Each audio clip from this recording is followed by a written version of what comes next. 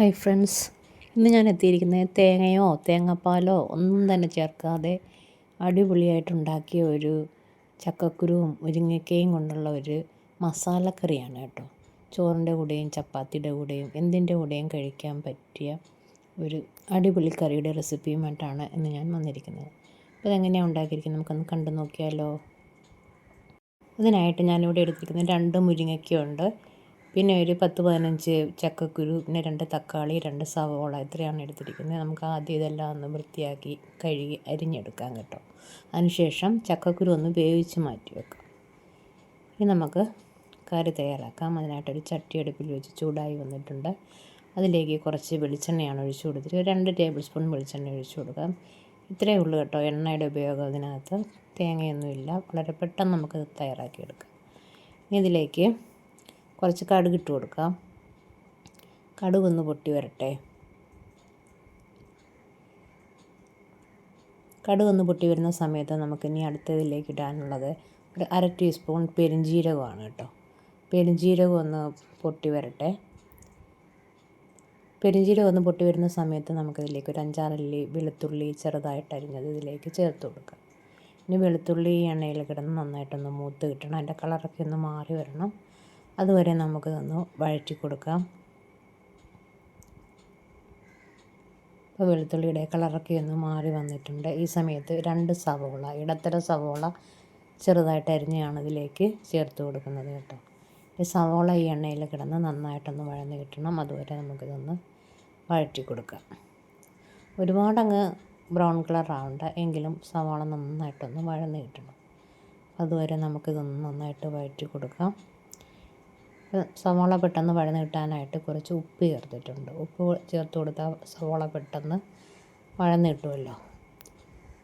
ഈ സവോളയൊക്കെ ഒന്ന് വഴന്നുന്ന സമയത്ത് ഒരു 4 പച്ചമുളക് 2ആയിട്ട് കീറിയത് അതും ഇട്ട് കൊടുത്തിട്ടുണ്ട്. ഇനി കുറച്ച് കറിവേപ്പിലയും കൂടെ ഇതിലേക്ക് ചേർത്ത് കൊടുക്കാം.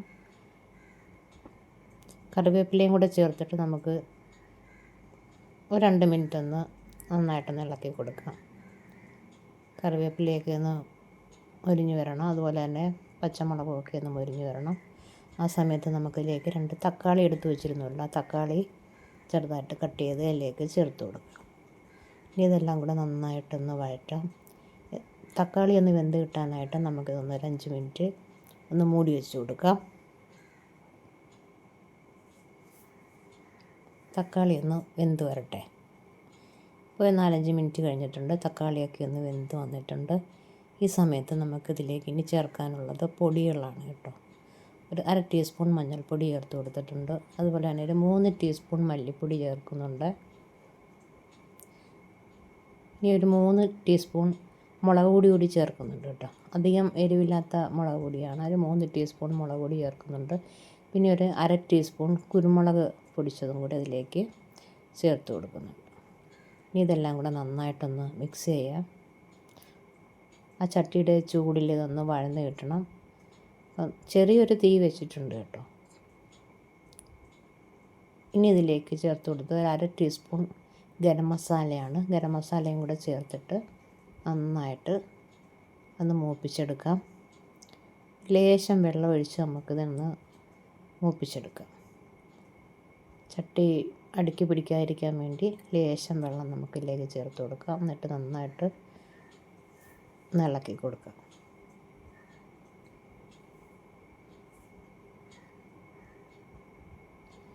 നന്നായിട്ടൊന്ന് വഴന്ന് വരുന്ന സമയത്ത് നമുക്കിനി ആവശ്യത്തിന് വെള്ളം ചേർത്ത് കൊടുക്കാം. ആ കറിയുടെ കൺസിസ്റ്റൻസി എത്രയാണോ അതനുസരിച്ചുള്ള വെള്ളം ചേർത്ത് കൊടുക്കാം. അതിനുശേഷം നമുക്ക് കട്ട് ചെയ്തിരിക്കുന്ന മുരിങ്ങയ്ക്കായ ഇതിലേക്ക് ചേർത്ത് കൊടുക്കാം. നമ്മൾ സവോള വഴറ്റിയപ്പോൾ ഉപ്പ് ചേർത്തിട്ടുണ്ടായിരുന്നു. അതുപോലെ തന്നെ ചക്കക്കുരു ഞാൻ വേവിച്ച് വെച്ചിട്ടുണ്ട്. അതും ലേശം ഉപ്പിട്ടാണ് വേവിച്ചത് കേട്ടോ. അതുകൊണ്ട് ഉപ്പ് നമുക്ക് പിന്നീട് വേണമെങ്കിൽ ചേർത്ത് കൊടുക്കാം. ചക്കക്കുരുവും കൂടെ ചേർത്തിട്ടുണ്ട്. ഇനി മുരിങ്ങയ്ക്ക വെന്ത് കിട്ടിയാൽ മതി. അപ്പം വെള്ളം ഞാൻ നോക്കിയപ്പം കുറച്ചും കൂടെ വേണമെന്ന് തോന്നി കേട്ടോ. അപ്പോൾ കുറച്ച് വെള്ളം കൂടെ ഒഴിച്ച് കൊടുക്കുകയാണ്. ഇനി ഇതെല്ലാം കൂടെ ഒന്ന് നന്നായിട്ടൊന്ന് മിക്സ് ചെയ്തതിന് ശേഷം നമുക്കിതൊന്ന് മൂടി വെച്ച് കൊടുക്കാം. മുരിങ്ങയ്ക്കായൊക്കെ ഒന്ന് വെന്ത് വരണം. ഇപ്പം ഞാൻ ഉപ്പ് നോക്കിയപ്പോൾ അല്പം കുറവാണെന്ന് തോന്നി. അങ്ങനെ കുറച്ച് ഉപ്പും കൂടെ ചേർത്തിട്ടുണ്ട് കേട്ടോ. എന്നിട്ട് നന്നായിട്ടൊന്ന് മിക്സ് ചെയ്തതിന് ശേഷം നമുക്കിത് മൂടി വെച്ച് കൊടുക്കാം. മൂടി വെച്ച് വീണ്ടും ഒരു 5 മിനിറ്റ് കൂടെ കഴിഞ്ഞു. ആ കറിയുടെ എണ്ണയൊക്കെ തെളിഞ്ഞു വന്നിട്ടുണ്ട്, കുറേ കുറുകി വന്നിട്ടുണ്ട്. ഈ സമയത്ത് ഞാൻ അതിലേക്ക് 1 ടേബിൾ സ്പൂൺ വിനാഗിരിയാണ് ചേർത്ത് കൊടുത്തത് കേട്ടോ. ഒന്നുകിൽ വിനാഗിരി ചേർക്കുക, അല്ലെങ്കിൽ നാരങ്ങാനീര് ചേർക്കണം കേട്ടോ, അല്ല പുളി പിഴിഞ്ഞൊഴിക്കരുത്. പിന്നെ ഒരു 1/2 ടീസ്പൂൺ ഗരം മസാല കൂടി ചേർത്ത് കൊടുത്തിട്ടുണ്ട്. ഇത് രണ്ടും കൂടെ ചേർത്ത് ഒന്നും കൂടെ ഒന്ന് മിക്സ് ചെയ്തിട്ടൊന്ന് മൂടി വെച്ച് കൊടുക്കുക. ഇപ്പം കറി കുറേ വറ്റി വന്നിട്ടുണ്ട്. ഇനി ഇത് കുറച്ചും കൂടെ ഒന്ന് വറ്റും, ഒന്ന് മൂടി വെച്ച് കൊടുക്കാം. 2-3 മിനിറ്റ് കൂടി ഇരിക്കട്ടെ. ഇപ്പം നമ്മുടെ കറി ഇവിടെ റെഡി ആയിട്ടുണ്ട്. വറ്റി എണ്ണയെല്ലാം തെളിഞ്ഞ് വന്നിട്ടുണ്ട്. ഈ സമയത്ത് ഞാൻ കുറച്ച് കറിവേപ്പില കൂടി ഇതിലേക്ക് ചേർത്ത് കൊടുത്തു. ഇത്രയേ ഉള്ളൂ. അപ്പോൾ എല്ലാവരും ഇത് ട്രൈ ചെയ്ത് നോക്കുക. ഇഷ്ടപ്പെടുന്നെങ്കിൽ ലൈക്ക് ചെയ്യുക, ഷെയർ ചെയ്യുക, കമൻറ്റ് ചെയ്യുക, ചാനൽ സബ്സ്ക്രൈബ് ചെയ്യുക. Okay, thank you.